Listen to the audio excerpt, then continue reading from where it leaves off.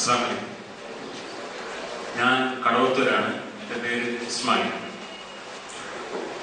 കടവത്തൂരിനെ സംബന്ധിച്ച് പറഞ്ഞാൽ മുജാഹിദും സുന്നികളൊക്കെ ഒരുപാട് പണ്ഡിതന്മാർ മൺമറിഞ്ഞു പോയതും ഇപ്പോൾ ഉള്ള ഒരു സ്ഥലവുമാണ്. ഉസ്താദ് നന്നായിട്ട് അറിയാം. മുജാഹിദിനുള്ള ചില ചോദ്യങ്ങൾ നമ്മളെ വല്ലാണ്ട് കുടുക്കിക്കളയും.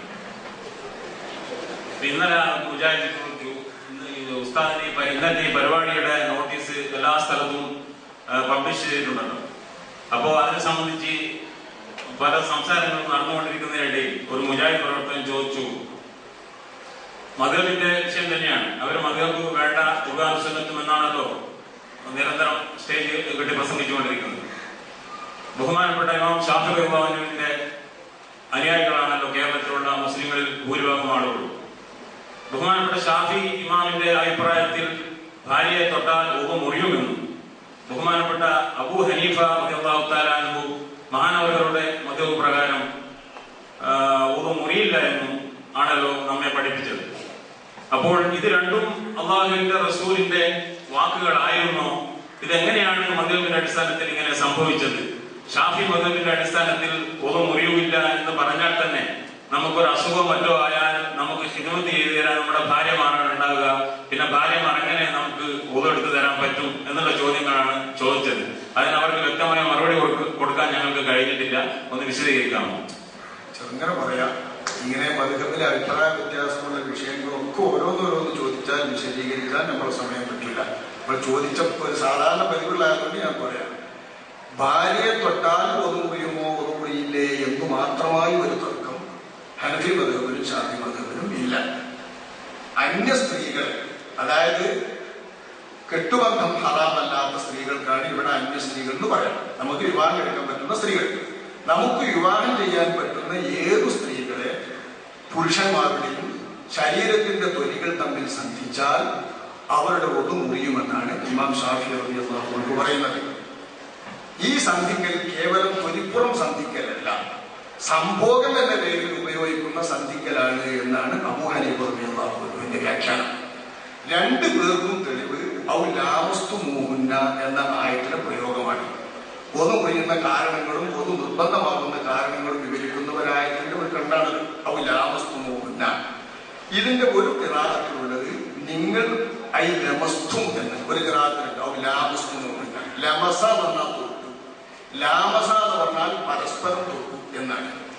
സ്ത്രീയും പുരുഷനും തമ്മിൽ തൊടുക എന്ന് പറയുന്നത് ചിലപ്പോ നല്ല തുടങ്ങെ കൊണ്ട് ചെറുങ്ങനെ ഉപയോഗിച്ചതായിട്ട് പറയാറുണ്ട്. ഞാനവിടെ തൊട്ടിച്ചല്ല എന്നൊക്കെ പറയുന്നത് സംഭോഗം ചെയ്തോ എന്ന അർത്ഥത്തിൽ അത് ചെയ്തിട്ടില്ല എന്ന് പറയാനാവാറുണ്ട്. അതേപോലെ തന്നെ ശരീരത്തിന്റെ തൊലിപ്പുറങ്ങൾ തമ്മിൽ തട്ടുക, തൊടുക, സ്പർശിക്കുക എന്നതാവാനും സാധ്യതയുണ്ട്.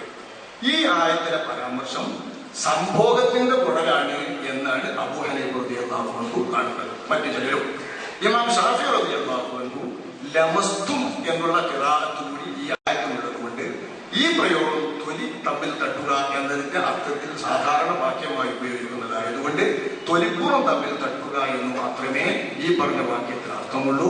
അതുകൊണ്ട് തന്നെ ഒന്നുകൂടിയും എന്നും കണ്ടു. ഇത് രണ്ടും പ്രമാണങ്ങൾക്ക് വിരുദ്ധമല്ല. ഇതേ ആയത്തിനെ തന്നെ സമീപിച്ചതിന് വ്യത്യാസമാണല്ലോ ഇത്. അപ്പൊ അതുകൊണ്ട് ഭാര്യ അടക്കമുള്ള അന്യ സ്ത്രീകളിലെ പുരുഷന്മാരുടെ ശരീരം തമ്മിൽ തൊട്ടാൽ സ്പർശിച്ചാൽ ഒതു മുറിയുകയില്ല എന്ന് ഹനഫി മദ്ഹബിനെയും നമുക്ക് അനുകരിക്കാം. തൊട്ടാൽ ഒതു മുറിയും എന്ന് നമ്മൾ മനസ്സിലാക്കുന്ന ഷാഫി മദ്ഹബിനെയും അനുകരിക്കാം. പക്ഷെ ഷാഫി മദ്ഹബുകാരായി ജീവിക്കുന്ന നമുക്ക് നമ്മെ സംബന്ധിച്ചിടത്തോളം നമ്മുടെ അനേകം വിഷയങ്ങളുണ്ടല്ലോ. ഒതു എടുത്തത് മുതൽക്ക് നിസ്കാരം കഴിയുന്നത് വരെയുള്ള വിഷയങ്ങൾ നമ്മൾ ശ്രദ്ധിക്കേണ്ടതുണ്ട്. അതിൽ പല വിഷയങ്ങളിലും അഭിപ്രായ വ്യത്യാസവുമുണ്ട്. അപ്പൊ നമ്മൾ ഒരു നിസ്കാരത്തിൽ ഒതു മുറിയുകയില്ല എന്ന അബൂ ഹനീഫ ഇമാമിന്റെ അഭിപ്രായം അതിന്മേലെടുത്താൽ ഒതു എടുത്തിട്ട് ചിലപ്പോൾ കുഴപ്പം വരും. അവിടെ അബൂ ഹനീഫ ഇമാമിന്റെ അഭിപ്രായ പ്രകാരം ശരിയായിട്ടുണ്ടാവില്ല. അങ്ങനെ വരും നമ്മുടെ നിസ്കാരം പിഴക്കും. ഇങ്ങനെ വരാതിരിക്കാൻ ഷാഫികൾ ഷാഫി മദ്ഹബും ഹനഫികൾ ഹനഫി മദ്ഹബും അനുസരിച്ച് ജീവിച്ചു പോരുക എന്നതാണ് പിഴക്കാത്ത മാർഗം, സാധാരണക്കാർക്ക് പറ്റുന്ന മാർഗം.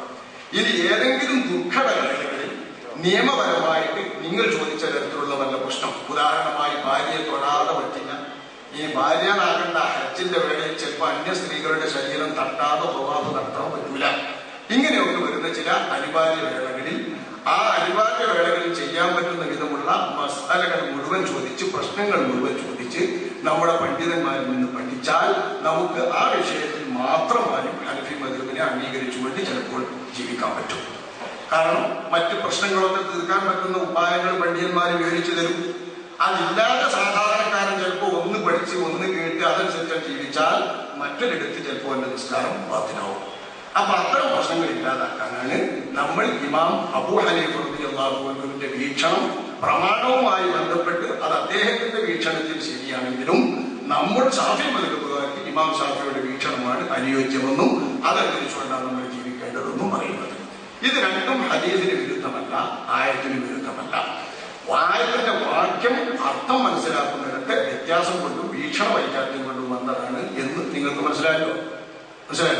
മനസ്സിലായി. ബഹുമാനപ്പെട്ട അബൂ ഹനീഫ മദ്ഹബിന്റെ അടിസ്ഥാനത്തിൽ ദുരുദ്ദേശപരമായിട്ട് തൊട്ട് കഴിഞ്ഞാൽ മാത്രമേ ഒതു മുറിയുകയുള്ളൂ. ശർവത്തോടു കൂടെ തൊട്ടാലേ ഒതു മുറിയുകയുള്ളൂ എന്ന് പറയുന്നവരുമുണ്ട്. തൊട്ടാൽ തന്നെ തട്ടിയാൽ തന്നെ ഒതു മുറിയില്ല എന്ന് പറയുന്നവരുമുണ്ട്. സംഭോഗത്താൽ മാത്രമേ ഒതു മുറിയുകയുള്ളൂ എന്ന് പറയുന്നവരുമുണ്ട്. തൊടൽ കൊണ്ട് തന്നെ ഒതു മുറിയില്ല എന്നാണ് അബൂ ഹനീഫ റളിയല്ലാഹു അൻഹുവിന്റെ അഭിപ്രായം.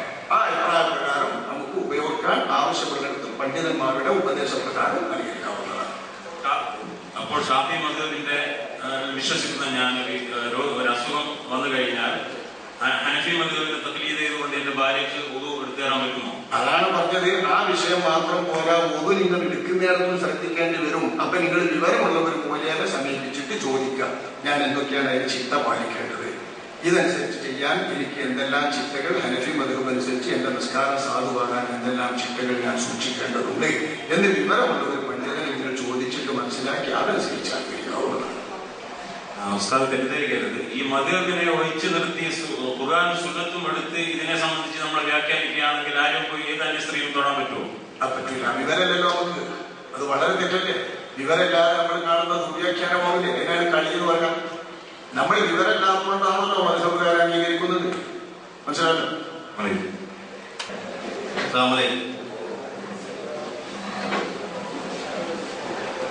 നാലിൽ ഒരു മദ്ഹബ് തഖ്ലീദ് ചെയ്യുന്നത് ഒരു മുസ്ലിമിന്റെ നിർബന്ധമാണ്. നാലിൽ ഒരു മദ്ഹബ് അംഗീകരിക്കൽ ഇക്കാലത്ത് മുസ്ലിങ്ങൾക്ക് നിർബന്ധമാണ്. 3-ാം നൂറ്റാണ്ട് മുതൽ ഇന്ന് വരെയുള്ള മുസ്ലിമീങ്ങളുടെ മുഴുവൻ പാരമ്പര്യം അതായതുകൊണ്ട് തത്വത്തിൽ അത് ലോക മുസ്ലിമീങ്ങളുടെ ഉമ്മത്തിന്റെ ഇജ്മാഅാണ്. അതനുസരിച്ചുകൊണ്ട് ജീവിക്കുന്നത് നിർബന്ധമാണ്. ഒരു മുസ്ലിം നിർബന്ധമായി ചെയ്യേണ്ട മുഴുവൻ കാര്യങ്ങളും നബി സല്ലല്ലാഹു അലൈഹി വസല്ലം പഠിപ്പിച്ചിട്ടുണ്ടോ? പഠിപ്പിച്ചത് വ്യക്തമായും പഠിപ്പിച്ചതുമുണ്ട്, വ്യംഗ്യമായും പഠിപ്പിച്ചതുമുണ്ട്. നബി പഠിപ്പിച്ചതിൽ നിന്ന് ഉള്ളിന്റെ ഉള്ളിലൂടെ മാത്രം തിരിയുന്നവർക്ക് മാത്രം തിരിയുന്നതുമുണ്ട്. നബി സല്ലല്ലാഹു അലൈഹി വസല്ലം വ്യക്തമായി പഠിപ്പിക്കാത്ത കാര്യമാണ് നാലിലൊരു മദ്ഹബ് തഖ്ലീദ് ചെയ്യൽ. കാരണം മനസ്സിലായി, ഇത് തഖ്ലീദ് ചെയ്യാത്ത ആളുകൾ പിയച്ചവരാണെന്നും മറ്റുള്ള ആളുകളെ പിയപ്പിക്കുന്നവരാണെന്നും അത്ര ഗൗരവമായ ഒരു വിഷയമാണ്. അപ്പൊ ഇത്ര ഗൗരവമായ വിഷയം നബി സല്ലല്ലാഹു അലൈഹി വസല്ലം ഉമ്മത്തിനെ പഠിപ്പിച്ചിട്ടില്ല എന്ന് നിങ്ങൾ പറയുന്നത് ശരിയാണോ? അത് പഠിപ്പിച്ചിട്ടില്ല എന്ന് ഇവിടെ പറഞ്ഞിട്ടുണ്ടല്ലോ. നാലാലൊരു മദ്ഹബ് പിൻപറ്റി ജീവിക്കൽ നിർബന്ധമാണെന്നത് ഇജ്മാഅ് കൊണ്ട് സ്ഥിരപ്പെട്ടതാണ്. അത് വ്യക്തമായി പറയാത്തതല്ല, ഖണ്ഡിതമായ പ്രമാണം കൊണ്ട് സ്ഥിരപ്പെട്ട സത്യമാണത്.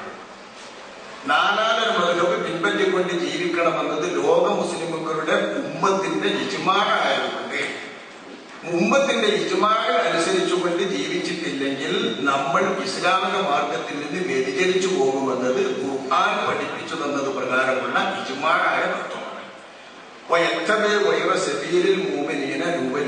മാത്രമല്ല, മൂമിനീങ്ങൾ ഇതുവരെ അനുകരിച്ചു പോരുന്ന മാർഗങ്ങൾ പിൻപറ്റാതെ ഒരാൾ ഇജ്മാഅ് പിൻപറ്റാതെ ജീവിച്ചാൽ നുവല്ലിഹി മാതവല്ല വനുസ്ലിഹി ജഹന്നമ, അവൻ നരകത്തിൽ കടക്കുന്ന തെറ്റാണ് ചെയ്തത്, വളരെ ഗൗരവതരമായ തെറ്റാണത് എന്ന് ഖുർആൻ തന്നെ പഠിപ്പിച്ചിട്ടുണ്ട്.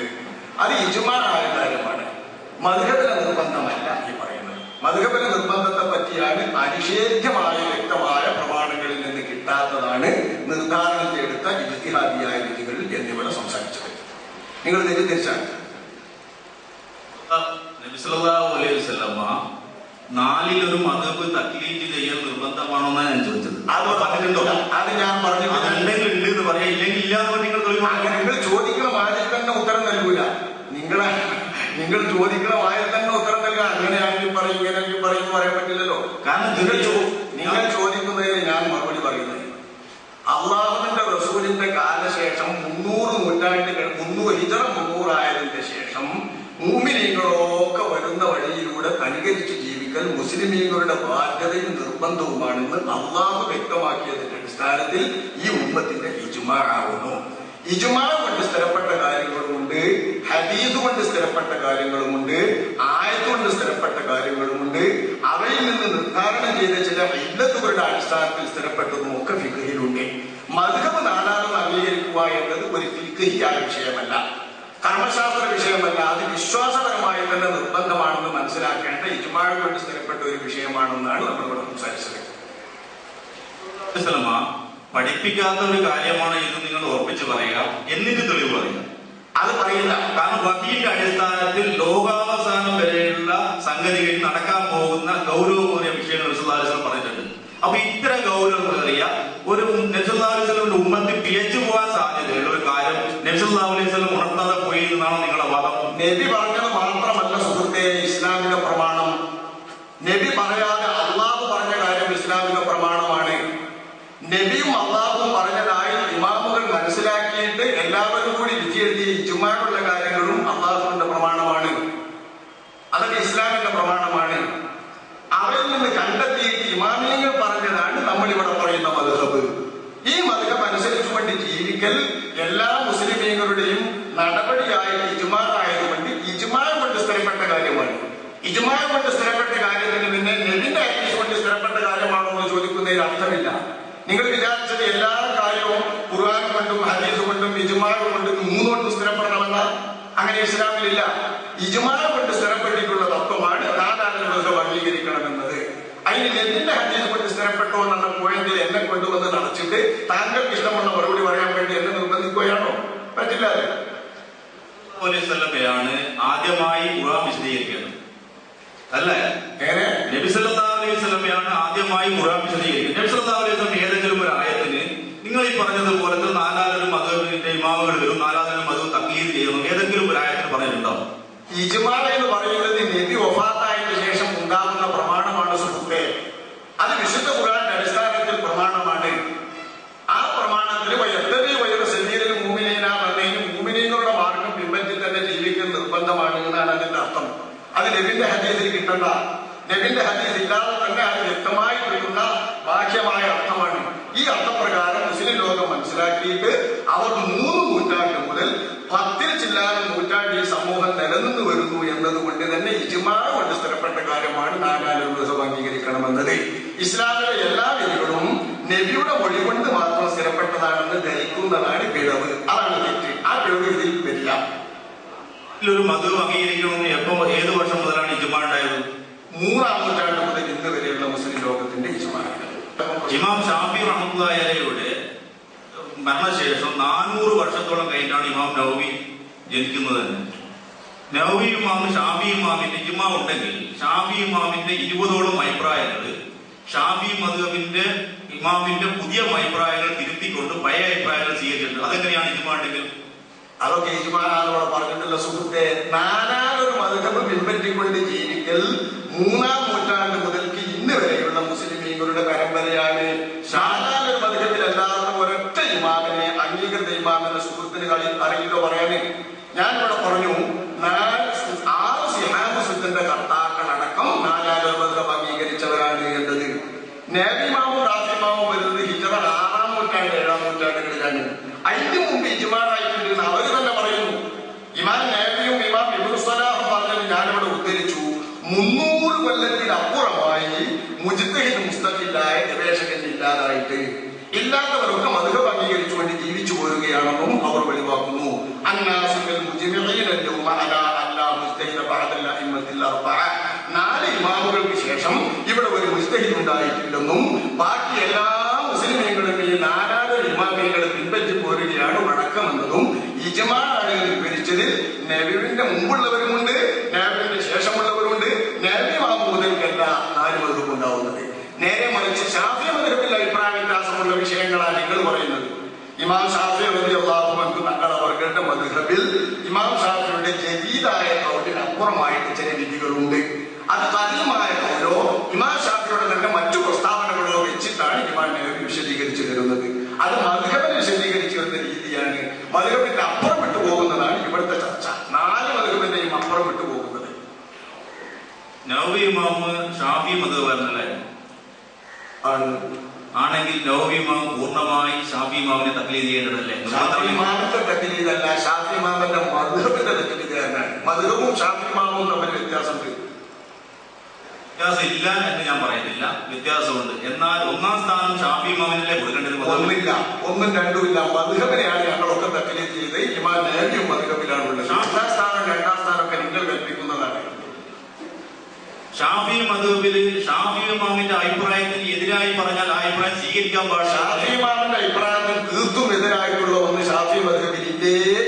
ഷാഫി ഇമാമിന്റെ 20ഓളം അഭിപ്രായങ്ങൾ 400 വർഷത്തിന് ശേഷമാണ് ഇമാം നവവി ഇമാം ഷാഫി ഇമാമും മരണപ്പെടുമ്പോ ഇതാണ് സത്യം എന്ന് മനസ്സിലാക്കി ജനങ്ങളോട് പറയുകയോ അതെന്നെ പ്രവർത്തിക്കാൻ പറയുകയും അതെന്നെ പ്രവർത്തിക്കുകയും ഇതാണ് ശരിയെന്ന് വിശ്വസിച്ച് മരണപ്പെട്ടു പോയ ഷാഫി ഇമാമിന്റെ 400 വർഷം കഴിഞ്ഞിട്ട് ഇമാം നവവി റഹ്മത്തുള്ളാഹി ഈ 20ഓളം അഭിപ്രായങ്ങൾ തിരുത്തിയിട്ടുണ്ട്. അത് ഇജുമാഇനെതിരല്ലേ? നിങ്ങളവിടെ മനസ്സിലാക്കിയത് കഴിച്ചു സുഹൃത്തെ.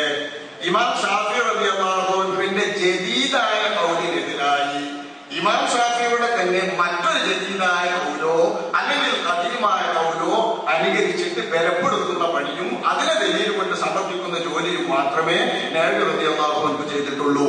ഇമാം ഷാഫിയെ പൂർണ്ണമായും തിരുത്തിയിട്ട് ഇമാം ഷാഫിയുടെ ഖൗല് തള്ളിയ ഒരൊറ്റ വിധി നമ്മുടെ ഷാഫി മദ്ഹബിൽ ഇല്ലേ ഇല്ല സുഹൃത്തെ. അത് ഞങ്ങൾ മനസ്സിലാക്കിയത് വെച്ചിട്ടുണ്ട്. ഷാഫി ഇമാം ഇറാഖിൽ വെച്ച് പഠനം നടത്തുന്ന കാലത്ത് ഒരു അഭിപ്രായം പറയുകയും അതിനുശേഷം ഈജിപ്തിൽ വെച്ച് പഠനം നടത്തുന്ന കാലത്ത് അതിനെതിരായിക്കൊണ്ട് തന്നെ അഭിപ്രായം പറയുകയും ചെയ്തിട്ട് ഇതാണ് ശരി എന്ന് പറഞ്ഞിട്ട് ഷാഫി ഇമാം വഫാത്ത് മരണപ്പെട്ടു പോയതിനു ശേഷം 400 വർഷം കഴിഞ്ഞിട്ടാണ് നവവി ഇമാം ജനിക്കുന്നത്. ആ നവവി ഇമാമാണ് 20ഓളം അഭിപ്രായങ്ങൾ ഷാഫി ഇമാമിന്റെ പഴയ അഭിപ്രായമാണ് ശരിയെന്ന് പറഞ്ഞിട്ട് ഷാഫി ഇമാം മരിക്കുമ്പോൾ ഇതാണ് സത്യം എന്ന് മനസ്സിലാക്കിയതാണ്. അത് തന്നെയാണ് ജനങ്ങൾ പ്രബോധനം ചെയ്തത്. എന്നിട്ട് 20ഓളം അഭിപ്രായങ്ങൾ ഷാഫി ഇമാമിന്റെ പഴയ ഇറാഖിൽ വെച്ച് നടത്തിയ പഠനം നടത്തിയപ്പോൾ അഭിപ്രായങ്ങൾ ഞാൻ ഹദീസിന്റെ അടിസ്ഥാനത്തെ സുഹൃത്ത് പ്രസംഗിക്കാൻ നിൽക്കാൻ പറ്റില്ല. സുഹൃത്തിന് എന്താ ചോദ്യത്തിന്റെ പോയിന്റെങ്കിൽ ആ ചോദിക്കാനുള്ള ഒരു ചോദ്യമായിട്ട് മാത്രം പറയണം. നിങ്ങൾ പ്രസംഗിക്കാൻ വേണ്ടി ഞങ്ങൾ മൈക്ക് എന്നാലും നമ്മുടെ ചെലവിൽ നിങ്ങൾ പ്രബോധനം നടത്തണം. അതല്ലേ ഇത് ഈ വേദി. ഈ വേദി ചോദിച്ചിട്ട് അതിന് ഉത്തരം നൽകുന്ന വേദിയാണ്. പ്രസംഗിക്കാതെ താങ്കളുടെ ചോദ്യം എന്താണെങ്കിൽ അത് ചോദിക്കുക, അതിന് ആ ഉത്തരം കൃത്യമായി നൽകും.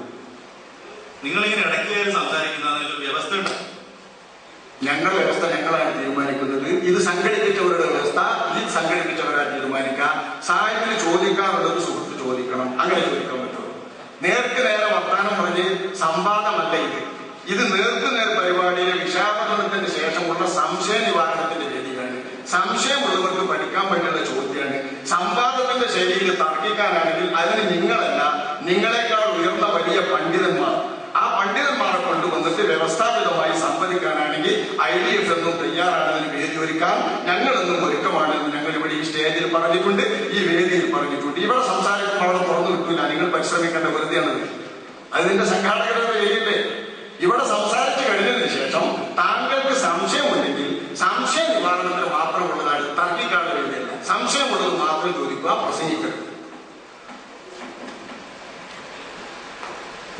ഇപ്പൊ ഈ പറഞ്ഞ സംവാദത്തിന് ക്ഷണിച്ചല്ലോ, ഞങ്ങളും തയ്യാറായി. ഞങ്ങൾ മുജാഹിദ് പ്രസ്ഥാനത്തിന്റെ ഔദ്യോഗിക വിഭാഗം.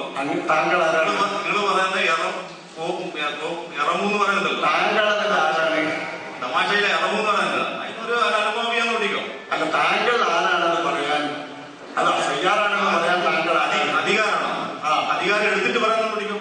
എങ്ങനെ? അധികാരം ഉള്ള ആളുകളോട് സമ്മതം ചോദിച്ചിട്ട് പറയുന്നത് അതോടെ പറയാൻ പറ്റില്ല. അധികാരമുള്ള ആളുടെ രേഖാമൂലമുള്ള അറിയിപ്പ് അല്ലെങ്കിൽ അധികാരമുള്ള ആള് ആ അധികാരത്തിന് പറഞ്ഞിട്ടോ പറഞ്ഞാൽ ഇവിടെ സ്വീകരിക്കും. നിങ്ങൾ അധികാരമുള്ള ആള് ജമിയത്തുൽ ഉലമയുടെ കത്ത് തരുമെന്ന് പറഞ്ഞിട്ട് ഇതുവരെ ഞങ്ങൾക്ക് തന്നിട്ടില്ല. ജമിയത്തുൽ ഉലമ കത്ത് തരേണ്ട. ഇവിടെ ഉള്ളത് IDF നിങ്ങൾക്ക് ഞങ്ങൾ പരസ്യമായ സ്റ്റേജിൽ വെച്ചാണ് ഞങ്ങൾ പറയുന്നത്. ഒറ്റ ചെറിയ കത്തിന്റെ ഒരു ചെറിയ കാര്യം മാത്രമേ അവിടെ അവശേഷിക്കുള്ളൂ ചാൻസ്. നിങ്ങളുടെ ഔദ്യോഗികമായ ഏതെങ്കിലും ഒരു മുജാഹിദ് വിഭാഗം, ഏത് വിഭാഗമായാലും ഞങ്ങൾക്ക് കൊള്ളാം. ഔദ്യോഗികമോ വിഘടിതോ വിമതോ എന്നൊക്കെ നിങ്ങൾ തീരുമാനിച്ചോ. ഞങ്ങളെ സംബന്ധിച്ചിടത്തോളം ഏതെങ്കിലും ഒരു മുജാഹിദ് പ്രസ്ഥാനം അവരുടെ ഏതെങ്കിലും ഉത്തരവാദപ്പെട്ട യൂണിറ്റോ അവരുടെ മേൽഘടകമോ ഒരെഴുത്ത് ഞങ്ങൾ തയ്യാറാണെന്ന് പറഞ്ഞു തന്നാൽ പകരം IDF തരും. അല്ലാതെ ഈ ഔദ്യോഗികമായി പരസ്യമായിട്ട് പറയുന്നതിന്റെ അപ്പുറം പിന്നെ എന്തിനാ ഞങ്ങൾക്ക് വേറെ എഴുത്ത്? ഇവിടെ ഞങ്ങളുടെ എഴുത്തേറ്റ് തുടങ്ങാം. ഇങ്ങനെയൊക്കെ വ്യക്തമായി പറഞ്ഞിട്ടും വ്യക്തമായി ഇവിടെ വെച്ച് വെല്ലുവിളിച്ചാൽ ഈ വെല്ലുവിളിക്കനുസരിച്ചിട്ട് തയ്യാറാണെന്നുള്ളവർ ഔദ്യോഗികമായിട്ട് അറിയിക്കണം. താങ്കളൊരു വിവാദത്തിന്റെ അല്ലെങ്കിൽ നടക്കുന്ന ഒരു പരിപാടിയുടെ സദസ്സിൽ വന്നിട്ട് സംശയം ചോദിക്കുന്ന വേദിയായി ഉപയോഗപ്പെടുത്തിയിട്ട് സംവാദം നടത്താൻ വന്നാൽ എങ്ങനെ? നിങ്ങൾ ആരാണെന്ന് വ്യക്തമാക്കണം. നിങ്ങൾ ഔദ്യോഗിക വിഭാഗത്തിന്റെ ഉത്തരവാദപ്പെട്ട ആളാണെന്ന് വ്യക്തമാക്കണം. എന്നാൽ നമുക്ക് സംവാദത്തെ പറ്റി സംസാരിക്കാം. അല്ലെങ്കിൽ ഇപ്പൊ മൈക്ക് നിങ്ങൾക്ക് അനുവദിക്കുന്നത് സംശയം ചോദിക്കാനാണ്. പ്രിയപ്പെട്ട സുഹൃത്ത് സംശയം ചോദിക്കുക, ബാക്കി ഒന്നും മിണ്ടരുത്. ശേഷം രേഖാമൂലം സംസാരിക്കുക സംവാദത്തെ പറ്റി. ഷാഫി ഇമാമിന്റെ 20ഓളം അഭിപ്രായങ്ങൾ ഇമാമിന് നിങ്ങൾ പറഞ്ഞത് ഹിജ്റ 300-ൽ ഇജ്മാ ഉണ്ടെന്ന ഷാഫി ഇമാം ഏതെങ്കിലും ഒരു മദ്ഹബിനെ അംഗീകരിക്കൽ. ഷാഫി മദ്ഹബാണ് നൗബി ഇമാം അംഗീകരിക്കുന്നത് നിങ്ങൾ പറയുന്നു. ഷാഫി ഇമാമിന്റെ 20ഓളം അഭിപ്രായങ്ങൾ തിരുത്താൻ നൗബി ഇമാമിന് അധികാരമുണ്ടോ ഇജ്മാ ഉണ്ടെങ്കിൽ? ഷാഫിഈ മദ്ഹബിൽ 20ഓളം അഭിപ്രായങ്ങൾ ബഹുമാനപ്പെട്ട ഇമാം ഷാഫിഈ റളിയല്ലാഹു അൻഹുവിന് ശേഷം ഇമാമിന്റെ ജദീദായ ഖൗലിനെതിരെ ഇമാമിന്റെ ജദീദായ ഖൗലിന്റെ ഉപദേശം കേട്ട് അതടിസ്ഥാനത്തിൽ തിരുത്തി എഴുതിയ മദ്ഹബാണ് ഞങ്ങളുടെ ഷാഫിഈ മദ്ഹബ്. ഈ മദ്ഹബിനെ പിൻപറ്റൽ ഖുർആൻ സുന്നത്തിന് വിരുദ്ധമല്ല എന്നതാണ് ഇവിടുത്തെ പ്രമേയത്തിന്റെ വിഷയം. ഈ മദ്ഹബിൽ ഇമാം ഷാഫിഈ റളിയല്ലാഹു അൻഹുവിനെ പൂർണ്ണമായി തിരുത്തുന്ന നടപടി ഇമാം നബവി റളിയല്ലാഹു അൻഹു നടത്തിയിട്ടില്ല. അത് താങ്കൾക്ക് തെളിയിക്കാനും കഴിയില്ല, വേറെ ഒരു മുജാഹിദ് ആൾക്കാർക്കും തെളിയിക്കാൻ കഴിയില്ല. ഇവിടെ തെളിയിക്കേണ്ട സമയമല്ലല്ലോ, അതുകൊണ്ട് നമ്മളങ്ങനെ പറയാം. ഇവിടെ സംസാരിക്കുന്നത് ഇമാം ഷാഫിഈ റളിയല്ലാഹു അൻഹുവിന്റെ ജദീദായ ഖൗലും ഖദീമായ ഖൗലും, രണ്ട് ഖൗലുകൾ താങ്കൾ മനസ്സിലാക്കിയതിൽ ജദീദായ ഖൗല് ഖദീമായ ഖൗല് ചിലപ്പോൾ അദ്ദേഹത്തിന്റെ ഖദീമായ ഖൗൽ ഉപയോഗിച്ചിട്ട് അദ്ദേഹത്തിന്റെ ചില അഭിപ്രായങ്ങളെ അദ്ദേഹത്തിന്റെ തന്നെ മറ്റു ചില പ്രസ്താവനകൾ നോക്കിക്കൊണ്ട് ബലപ്പെടുത്തുന്ന വഴി മാത്രമാണ് തർജീഹിന്റെ മുൻതഹികളിൽപ്പെട്ട ബഹുമാനപ്പെട്ട ഇമാം നബവി റളിയല്ലാഹു അൻഹു ചെയ്തത്. ഇത് ഷാഫിഈ മദ്ഹബിൽ അംഗീകൃതമായ രീതിയാണ്. അതിന് അധികാരമുള്ളവർക്കാണ് ഷാഫിഈ മദ്ഹബിൽ തർജീഹിന്റെ മുൻതഹികൾ എന്ന് പറയുക. ഇങ്ങനെയുള്ളവരെല്ലാം കൂടി ക്രോഡീകരിച്ചിട്ട് നമ്മുടെ കയ്യിൽ ഏൽപ്പിച്ചതിനാണ് ഞങ്ങൾ ഷാഫിഈ മദ്ഹബ് എന്ന് പറയുന്നതോ. നിങ്ങൾ തെറ്റിദ്ധരിച്ച പോലെ ഇമാം ഷാഫിഈ വഫാത്തായി 400 കൊല്ലം കഴിഞ്ഞിട്ട് ഇമാം ഷാഫിഈയുടെ എല്ലാ ഖൗലുകൾക്കും പ്രസ്താവനകൾക്കും വിരുദ്ധമായിട്ട് ഒരൊറ്റ അഭിപ്രായം ഷാഫിഈ മദ്ഹബിൽ ആരും ബലപ്പെടുത്തിയിട്ടില്ല. മദ്ഹബിൽ നിന്ന് ഇല്ലതാനും അത് തെളിയിക്കാൻ ഒന്നെങ്കിലും താങ്കളുടെ കയ്യിലുണ്ടെങ്കിൽ ഉന്നയിക്കുക. എല്ലാ അഭിപ്രായങ്ങളും തിരുത്തി ഞാൻ പറഞ്ഞിട്ടില്ലല്ലോ. ഞാൻ 20 അഭിപ്രായങ്ങളോടും നൗബി ഇമാം തിരുത്തി ആരാ അധികാരം കൊണ്ടെന്നാ ചോദിച്ചത്. ഇജ്മാ ഉണ്ടെങ്കിൽ തിരുത്താൻ അധികാരം ഉണ്ടോ? ഇജ്മാഇ ഷാഫിഈ മദ്ഹബിലല്ല സുഹൃത്തേ, ഷാഫിഈ ഇമാമിന്റെ ഖൗലിലെ ഇജ്മാഇ 4 മദ്ഹബ് അനുകരിച്ചുകൊണ്ട് ജീവിക്കണമെന്നതിനാണ് ഇജ്മാഇ പറഞ്ഞത്. താങ്കൾ എന്താ കത്തിൽ ഭിത്തി കൂട്ടുന്നത്? ഇജ്മാഇ ഉണ്ടെന്ന് പറയുന്നത് 4 മദ്ഹബ് പിൻപറ്റിക്കൊണ്ട് ജീവിക്കണമെന്നതിൽ 4 മദ്ഹബിലെ ഇമാം ഷാഫിഈ തങ്ങളുടെ വ്യത്യസ്ത ഖൗലുകളിൽ നിന്ന് ഒരു പ്രസ്താവനയെ എടുത്തിട്ട് മറ്റു പ്രസ്താവനയേക്കാൾ ബലപ്പെടുത്തുന്ന ജോലിയാണ് തർജീഹിന്റെ മുജ്തഹിദുകളുടെ ജോലി. ആ ജോലി മാത്രമേ ഇമാം നബവി റളിയല്ലാഹു അൻഹു നിർവഹിച്ചിട്ടുള്ളൂ. ഇമാം ഷാഫിഈയെ തിരുത്തിയിട്ടില്ല. ഇമാം ഷാഫിഈയുടെ വിവിധ പ്രസ്താവനകളിൽ നിന്ന് ഒരു പ്രസ്താവനയെ അദ്ദേഹം ബലപ്പെടുത്തിയതാണ് നിങ്ങൾ പറയുന്ന 20 മസ്അലകളിലുമുള്ള പ്രശ്നം. അല്ലാതെ ഇമാം ഷാഫിഈ പറഞ്ഞ വാക്കിന് നേരെ എതിരായിട്ട് ഇമാം നബവി പറഞ്ഞത് ഒറ്റ ഒന്ന് പോലും തെളിയിക്കാൻ കഴിയില്ല. നിങ്ങളുടെ ഓർമ്മയിലെങ്കിൽ ഒന്നെടുക്കൂ. ആ പോയിന്റിൽ വെച്ച് ഞാൻ സംശയം തീർക്കാം. നൗബി ഇമാം 20ഓളം അഭിപ്രായങ്ങൾ തിരുത്തിയെന്ന് ഞാൻ പറഞ്ഞത് വെറുതെ അല്ല. 20ഓളം അഭിപ്രായങ്ങൾ തിരുത്തി നിങ്ങൾ സമ്മതിച്ചതാണ്. കാരണം ഇജ്മാ ഉണ്ടെങ്കിൽ അത് തിരുത്തവും പാടില്ല എന്നതിന് അർത്ഥം. തഖ്ലീദ് ചെയ്യുന്ന എന്തിനാണ് ഇജ്മാഇ? നിങ്ങൾ സംശയം മനസ്സിലാക്കണം. ഇമാം ഷാഫിഈയുടെ ഖൗലിലാണോ ഇജ്മാഇ? 4 മദ്ഹബും കൂടിയതാണ് ഇജ്മാഇന്റെ പരിധിയിൽ വരിക. 4 മദ്ഹബ് പിൻപറ്റിക്കൊണ്ട് മാത്രമേ അല്ലാഹുവിനെ ഇബാദത്ത് ചെയ്യാൻ വേണ്ടി മുസ്ലിമീങ്ങൾ ജീവിക്കാവൂ എന്നതാണ് ഇജ്മാഇന്റെ പോയിന്റ്. ഇജ്മാഇന്റെ പോയിന്റിൽ ഷാഫിഈ ഇമാം നബവി ഇമാം കൈവച്ചിട്ടില്ല. 4 മദ്ഹബ് തിരിച്ചോ നബവി ഇമാം? 4 മദ്ഹബ് തിരുത്തുമ്പോഴല്ലേ നിങ്ങൾ ആ ഇജ്മാഇന്റെ പോയിന്റിൽ നബവി കൈവച്ചു എന്ന് ആരോപിക്കുന്നതിന് അടിസ്ഥാനമുള്ളൂ. നിങ്ങൾ ജനങ്ങളെ ഇട്ട് വരുത്തരുത്, ജനങ്ങളെ തെറ്റിദ്ധരിപ്പിക്കുന്ന ഇടപാട് നടത്തരുത്.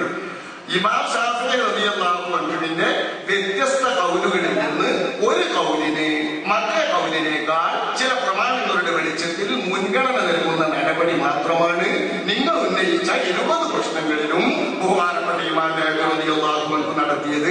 അത് ഇമാമിന് അവകാശപ്പെട്ട ബന്ധപ്പെട്ട തെർജീഹിന്റെ ജോലിയാണ്. തെർജീഹിന്റെ മുജ്തഹിദായ ഇമാം നവവിയെ അത് നമ്മുടെ ശാഫി മദ്ഹബിൽ ഔദ്യോഗികമായി അംഗീകരിക്കും. ഷാഫി ഇമാമിന്റെ 20ഓളം അഭിപ്രായങ്ങൾ തിരുത്തണമെങ്കിൽ തിരുത്തിയിട്ടില്ല. ഷാഫി ഇമാമിന്റെ 20ഓളം അഭിപ്രായങ്ങൾ തിരുത്തിയിട്ടില്ല. ഷാഫി ഇമാമിന്റെ 20ഓളം വിഷയങ്ങളിൽ ഷാഫി ഇമാമിന്റെ വിവിധ കൗലുകളിൽ നിന്ന് ഏതെങ്കിലും ഒന്നിനെ എടുത്തിട്ട് മുന്തിച്ചിട്ടുണ്ട് നബി ഇമാം. തിരുത്തിയിട്ടില്ല. തീർത്തും വ്യവസ്ഥ ഉണ്ടായിരുന്നു. കാരണം ഞാൻ പറയുമ്പോൾ ചോദിക്കുമ്പോൾ നിങ്ങൾ ഉത്തരം പറയും, അത് കഴിഞ്ഞിട്ട് ഉത്തരം പറയും. ഇവിടുത്താണ് വ്യവസ്ഥ. ഇതാണ് സംഘാടകരുടെ വ്യവസ്ഥ. സംഘാടകരുടെ വ്യവസ്ഥയിലുള്ളത് ഇവിടുന്ന് സംസാരിക്കുമ്പോൾ നിങ്ങൾക്ക് മൈക്ക് തരൂല. അത് നിങ്ങൾ നോക്കിയിട്ട് പറഞ്ഞാൽ നിങ്ങൾ സംഘടിപ്പിക്കുന്ന വഴിയിലേ പറ്റുള്ളൂ. ഇവിടെ നേർക്കുനേര് സംഘടിപ്പിക്കുന്ന IDF സംഘടിപ്പിക്കുന്നവരുടെ വ്യവസ്ഥയാണ്. ഇവിടെ ഞാൻ സംസാരിക്കുമ്പോ IDF ബോധന്മാർ നിങ്ങളുടെ മൈക്ക് ഓഫാക്കും. അത് ഇവിടുത്തെ വ്യവസ്ഥയാണ്. നിങ്ങൾ ഇങ്ങോട്ട് വ്യവസ്ഥ തരാൻ പറ്റില്ല. തോക്കിന്റെ ഉള്ളിൽ ഇങ്ങോട്ട് വെടിവെക്കാൻ ഒരു കൂട്ടർ സംഘടിപ്പിച്ച് ആരും സമ്മതിക്കൂല. അതുകൊണ്ട് നിങ്ങൾ സംശയം ചോദിക്കുക, ആ സംശയത്തെ മറുപടി പറയാം. സ്വതന്ത്രമായ സംശയ നിവാരണത്തിന് വരുമെന്നെ ഇവിടെ വന്നത് ഇതൊരു പുതിയൊരു അനുഭവമായിരിക്കും നിങ്ങളുടെ കണക്കത്തിൽ. നിങ്ങൾ പുതിയ രീതിയിൽ പ്രസംഗിച്ചിട്ട് സംവാദത്തിന്റെ ശൈലിയിൽ സംസാരിക്കുന്നത് കൊണ്ടാണ് ഞങ്ങൾക്ക് പറയുന്നത്. അനേകം സ്ഥലങ്ങളിൽ നല്ല നിലയിൽ നല്ലപോലെ ഞങ്ങൾ അവസരം കൊടുത്തിട്ട് ഇതുപോലെ നടത്തിയപ്പോ ആസൂത്രിതമായിട്ട് വഹാബികൾ ഇങ്ങനെ വന്ന് കലക്കുന്ന ചില അനുഭവങ്ങൾ ഉണ്ടായിട്ടുണ്ട്. ഞങ്ങൾ ഇപ്പോൾ അത് അനുഭവിച്ചു.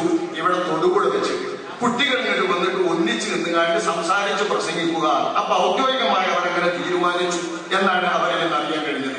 അപ്പൊ ആ രീതിയിലുള്ളത് ഒഴിവാക്കാനാണ് ഇപ്പോൾ കുറച്ചുകൂടി കർക്കശമാക്കേണ്ടി വന്ന നിയമം. ഉദാരമായിട്ട് വരുമ്പോൾ അത് ചൂഷണം ചെയ്യുകയാണ് നിങ്ങളോടുള്ള സുഹൃത്തുക്കൾ. അതുകൊണ്ട് പ്രിയ സുഹൃത്ത് ഇവിടെ ക്ഷോഭിക്കൊന്നും വേണ്ട.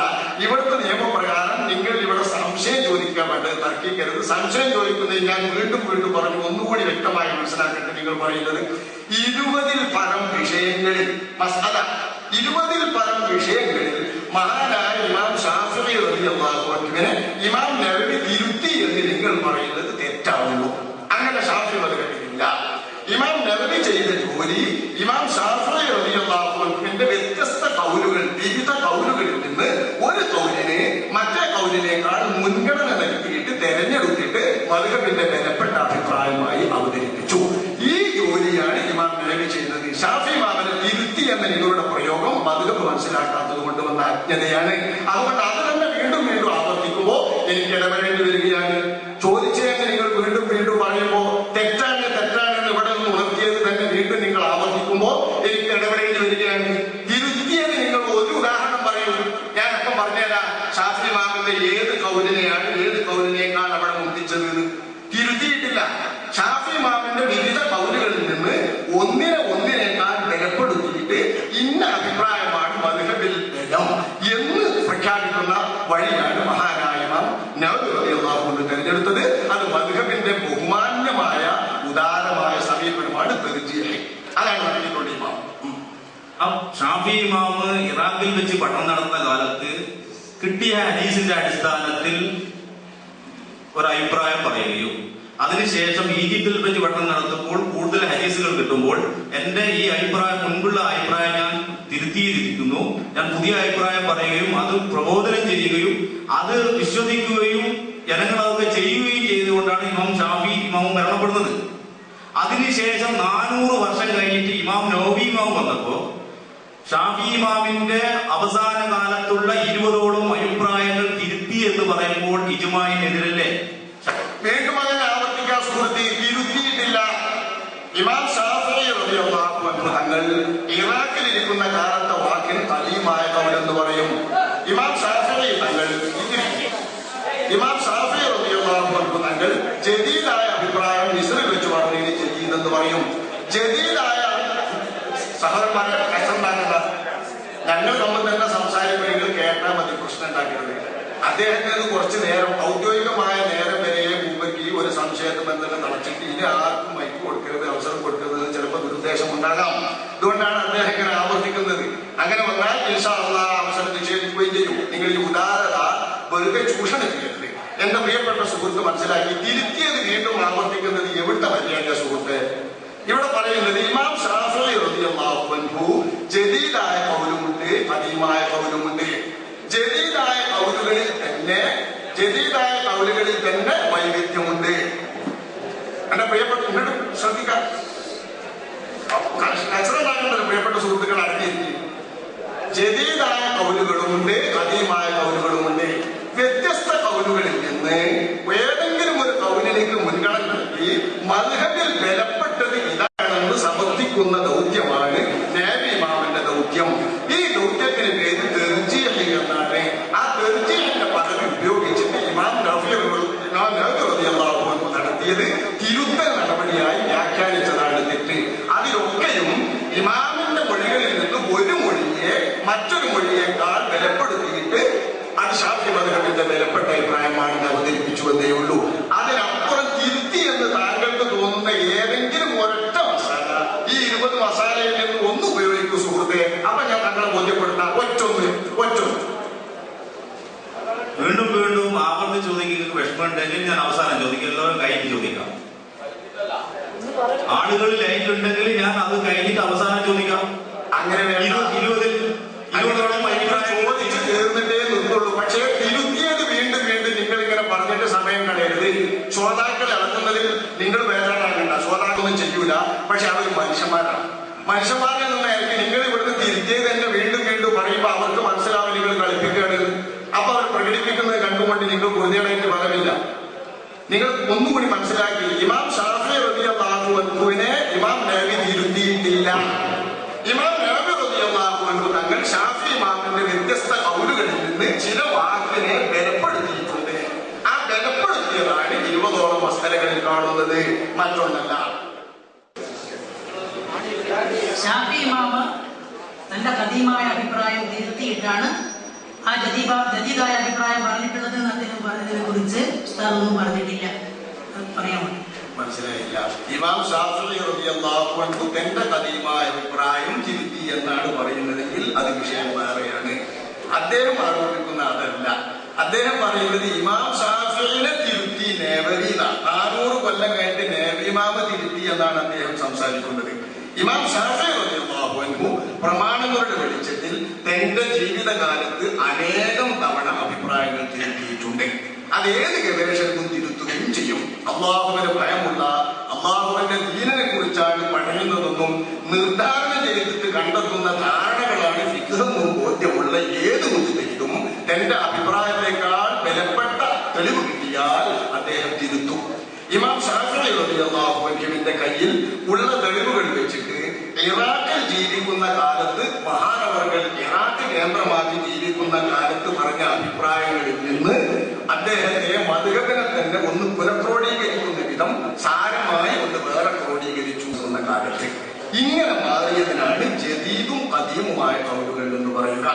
ഇനി മിസ്റിലെ താമസ സ്ഥലത്ത് തന്നെ ഇറാഖിലെ താമസ സ്ഥലത്ത് വെച്ചു തന്നെയും ആദ്യം പറഞ്ഞതിനെ പിന്നീട് ചിലപ്പോൾ തിരുത്തിയിട്ടും പറയും. ഇങ്ങനെ പല തിരുത്തലുകൾ നടക്കുമ്പോൾ ഇമാം ഷാഫിഈക്ക് പല അഭിപ്രായങ്ങളും പല പ്രസ്താവനകളും വരും. ഈ പ്രസ്താവനകളിൽ നിന്ന് ചില പ്രസ്താവനകൾ എടുത്തിട്ട് മറ്റ് പ്രസ്താവനകളെക്കാൾ മുൻഗണന നൽകുക എന്ന ജോലി പിറകിലുള്ളവർക്ക് നിർവഹിക്കേണ്ടി വരും. അങ്ങനെ നിർവഹിച്ചതാണ് ഇമാം നവവി റളിയല്ലാഹു അൻഹു ഇമാം ഷാഫിഈ റളിയല്ലാഹു അൻഹുവിന്റെ ജദീദായ കൗലുകളിൽ തന്നെ മദ്ഹബിൽ തന്നെ ഖദീമായ കൗലുകൾക്ക് മുൻഗണന നൽകിയിട്ട് ഒരു 20ഓളം വിഷയങ്ങളിൽ അദ്ദേഹം മദ്ഹബിനെ പ്രബലമായത് ഇതാണെന്ന് ബോധ്യപ്പെടുത്തിയിട്ടുണ്ട്. അതാണ് അദ്ദേഹം ചോദിച്ചുകൊണ്ടിരുന്നത്. അത് വാസ്തവത്തിൽ തിരുത്തിയതല്ല. ജദീദായ അഭിപ്രായത്തിനനുസരിച്ചിട്ട് ഒന്നിച്ച് പറയേണ്ട അഭിപ്രായങ്ങളെ ഖദീമായ കൗലിനനുസരിച്ചും ജദീദായ കൗലിന്റെ ഉപദേശങ്ങൾ പിൻപറ്റിയും ബഹുമാനപ്പെട്ട ഇമാം നവവി റളിയല്ലാഹു അൻഹു ബലാബലം പരിശോധിച്ചിട്ട് മുൻഗണനയുള്ളത് മുൻഗണനാടിസ്ഥാനത്തിൽ വിവരിച്ചു. ഈ ധർമ്മത്തിന് തെർജീഹ് എന്നാണ് പറയുക. അതാണ് ഇമാം നവവി റളിയല്ലാഹു അൻഹു നിർവഹിച്ചത്. ഇമാം ഷാഫിഈ അങ്ങോട്ടും ഇങ്ങോട്ടും തിരുത്തിയിട്ടുണ്ട്, പലതവണ തിരുത്തിയിട്ടുണ്ട്. അതാണ് താങ്കളുടെ സംശയം. അത് ഇമാം നവവി ഷാഫി മദ്ഹബിലെ തർജീഹിന്റെ പണ്ഡിതനായ ഇമാം നവവി തർജീഹ് ചെയ്തത് ഹദീസിന്റെ അടിസ്ഥാനത്തിലല്ലേ, സഹീഹായ ഹദീസ് വന്നപ്പോഴല്ലേ കിട്ടിയപ്പോഴല്ലേ അത് തർജീഹ് ചെയ്തത്. ഹദീസ് മാത്രമല്ല, ഇമാം ഷാഫിയുടെ തന്നെ മറ്റു പ്രസ്താവനകളും ഇമാം ഷാഫിയെ തങ്ങൾ തന്നെ വെളിവാക്കി കൊടുത്ത മദ്ഹബിന്റെ വേറെ ചില പ്രമാണങ്ങളും ഉപയോഗിച്ചുകൊണ്ടുകൂടിയാണ് തർജീഹാക്കിയത്. ഹദീസിന്റെ അടിസ്ഥാനത്തിൽ മാത്രമല്ല, ആ ഹദീസുകളെ ഇമാം ഷാഫി റളിയല്ലാഹു അൻഹു ആധാരമാക്കുമ്പോഴും ചിന്തിക്കുമ്പോഴും എങ്ങനെയാണ് തന്റെ ഗവേഷണത്തിന്റെ വഴി എന്ന് അദ്ദേഹം ഉപദേശിച്ച തത്വങ്ങൾ പ്രകാരം അവയൊക്കെ പരിഗണിച്ചിട്ടാണ് ഇമാം നവവി ബലാബലം നോക്കിയത്. വിദഗ്ധായ ഒരു സംഗതിയെ വിദഗ്ധായ സംഗതിയെ മദ്ഹബില് സുന്നത്തായിട്ട് പരിചയപ്പെടുത്തിയത് കാണുന്നുണ്ട്. നിസ്കാരത്തിന്റെ നിയ്യത്ത് ഉച്ചരിക്കല് റസൂലോ സഹാബത്തോ ചെയ്തിട്ടില്ല എന്നും അത് ബിദ്അത്താണെന്നും ഷെയ്ഖ് അഹമ്മദ് സൽഹിന്ദി പറയുന്നുണ്ട്. ബിദ്അത്ത് സാധാരണ റാഫിയത്തുൽ സുന്നയാണ്. പക്ഷെ ഈ നിസ്കാരത്തിന്റെ നിയ്യത്ത് ഉച്ചരിക്കുക എന്ന് പറയുന്ന ബിദ്അത്ത് റാഫിയത്തുൽ ഫർളാണ് എന്നാണ് ഞാൻ പറയുന്ന എന്റെ അഭിപ്രായം എന്നും ഷെയ്ഖ് സൽഹിന്ദി പറയുന്നു. ഇതിനെ കുറിച്ച് എന്ത് പറയും? താങ്കൾ സുന്നത്തും ബിദ്അത്തും മനസ്സിലാക്കിയെടുത്ത് ഒരുപാട് മനസ്സിലാക്കിയിട്ടുണ്ട്. സുന്നത്ത് ബിദ്അത്ത് എന്ന പ്രയോഗം പല വിധമുണ്ട്. വിശ്വാസ ശാസ്ത്രത്തിൽ സുന്നത്ത് ബിദ്അത്ത് എന്ന് പറയുക നബിതങ്ങളിൽ നിന്നും മറ്റു പ്രമാണങ്ങളുടെയും വെളിച്ചത്തിൽ ഇസ്ലാം ദീനിന്റെ വിശ്വാസകാര്യങ്ങളായി സ്ഥിരപ്പെട്ടിട്ടുള്ള വഴിയിലെ നിയമങ്ങൾക്കും ആ വഴിക്കുമാണ് സുന്നത്ത് എന്ന് പറയുക. പ്രമാണങ്ങൾക്ക് വിരുദ്ധമായിട്ട് ഇജ്മാഇന്റെ വിശ്വാസത്തിനെതിരായിട്ടുള്ള ഒറ്റപ്പെട്ട അഭിപ്രായങ്ങൾ ആരെങ്കിലും പറഞ്ഞതിനെയും ചിന്തകളെയുമാണ് ബിദ്അത്ത് എന്ന് വിശ്വാസരംഗത്ത് പറയുക. കർമ്മരംഗത്തെ ബിദ്അത്തിന്റെ അർത്ഥം രണ്ടു തരത്തിലുണ്ട്. ഒന്ന്, സ്ഥിരപ്പെട്ട പ്രമാണങ്ങൾക്ക് വിരുദ്ധമായിട്ടുള്ള കാര്യം എന്ന അർത്ഥത്തിൽ ഉപയോഗിക്കും. ഈ ബിദ്അത്തിനെയാണ് മുങ്കറത്തായ ബിദ്അത്ത് എന്നും സയ്യിഅത്തായ ബിദ്അത്ത് എന്നും ഒഴിവാക്കേണ്ട ബിദ്അത്ത് എന്നും അതേ അർത്ഥത്തിൽ ഒറ്റയ്ക്ക് ബിദ്അത്ത് എന്നും ഫുഖഹാ ഉപയോഗിക്കുന്നത്. അങ്ങനെയുള്ള ബിദ്അത്തായിട്ട് സർഹിന്ദി പറഞ്ഞിട്ടില്ല. സർഹിന്ദി നിയ്യത്ത് ഉച്ചരിക്കുന്ന കാര്യത്തെ പറ്റി പറഞ്ഞത് നബി ചെയ്തില്ല, ഖലീഫമാരും ചെയ്തില്ല എന്നാണ്. നബി ചെയ്യാത്ത കാര്യങ്ങളൊക്കെ സുന്നത്ത് എന്ന് കൂലി കിട്ടുന്ന സുന്നത്തിന്റെ ഹുക്കുമായിട്ട് ശാഫി മദ്ഹബിൽ വരുന്നത് ബിദ്അത്ത് സുന്നത്തിന്റെ ചർച്ചയിൽ വരുന്നതല്ല. ഒന്നുകൂടി മനസ്സിലാക്കുക.